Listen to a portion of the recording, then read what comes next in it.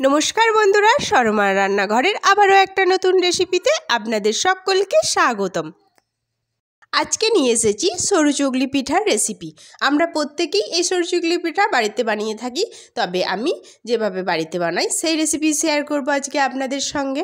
এই পুরো শীতকাল জুড়ে আমরা নানা রকমের পিঠে খেয়ে থাকি, তবে এই সরু চুগলি পিঠা তার মধ্যে কিন্তু একটা জনপ্রিয় পিঠা। এই পিঠা কিন্তু খেতে যেরকম সুন্দর সেরকমই নরম তুলতুলে হয়। তাহলে দেরি না করে চলুন শুরু করে ফেলি আমাদের আজকের রেসিপি। সরু চুগলি পিঠা বানানোর জন্য প্রথমে আমি একটা পাত্র নিয়ে নিয়েছি। এর মধ্যে নিয়ে নিচ্ছি 2 বাটি চালের গুঁড়ো।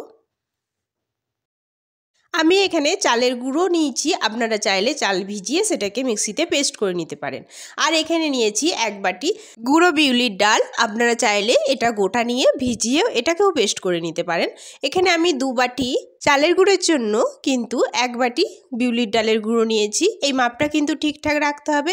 এরপর এর উপরে আমি দিয়ে দিচ্ছি সামান্য লবণ স্বাদ অনুযায়ী। লবণ দিয়ে আমি এই মিশ্রণটাকে প্রথমে একটু মিশিয়ে নিচ্ছি, তারপরে অল্প অল্প জল দিয়ে আমি একটা পাতলা বাটার তৈরি করে নেব। একেবারে পুরো জলটা একসাথে দিচ্ছি না, অল্প অল্প দিচ্ছি, দিয়ে একটা বাটার তৈরি করে নিচ্ছি। একেবারে পুরো জল দিয়ে দিলে কিন্তু বাটারটা খুব পাতলা হয়ে যেতে পারে। অল্প অল্প জল দিয়ে আমি একটা মিডিয়ামের থেকে একটু পাতলা বাটার তৈরি করব, আবার খুব পাতলা করব না, তাহলে কিন্তু এটা প্যান থেকে ছাড়বে না। দেখুন এখানে আমার বাটার রেডি হয়ে গেছে। এইভাবে বাটারটা যদি হাতে করে তোলেন, এইভাবে পড়লে বুঝবেন এই বাটারটা ঠিক আছে।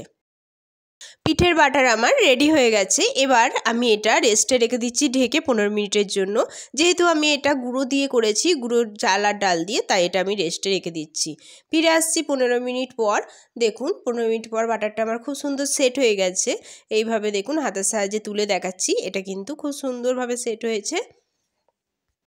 এরপর এই বাটারটাকে আরও আমি একটুখানি ভালো করে ফেটিয়ে মেখে নেব এইভাবে হাতের সাহায্যে। বাটার আমার রেডি হয়ে গেছে। এরপর ভাজার পালা। পিঠা ভাজার জন্য এখানে আমি একটা তাওয়া বসিয়ে দিয়েছি। তাওয়াটা আমি খুব ভালো করে গরম করে নিয়েছি। এবার এর মধ্যে আমি অল্প একটু তেল ব্রাশ করে দিচ্ছি, সাদা তেল। তেল ব্রাশ করা হয়ে গেছে। এবার এর মধ্যে আমি 1 হাতা বাটার দিয়ে দিচ্ছি।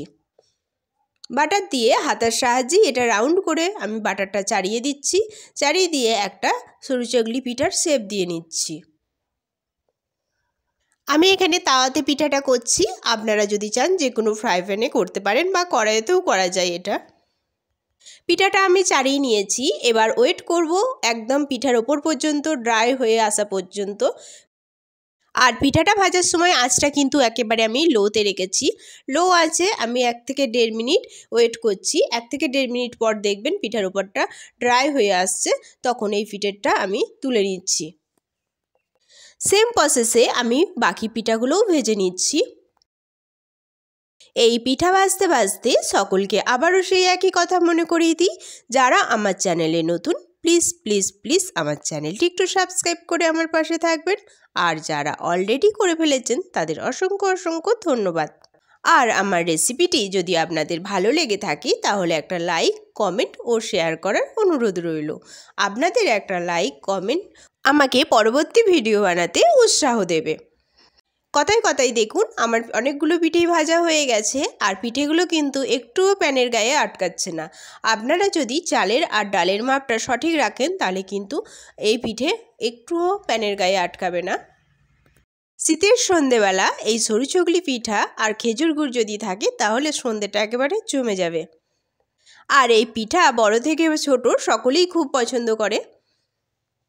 দেখুন কথায় কথায় আমার সবগুলো পিঠে বানানো হয়ে গেছে। এরপর পরিবেশনের পালা। আমি একটা প্লেটে এখান থেকে 3টে পিঠে সুন্দর করে পরিবেশন করে নিয়েছি।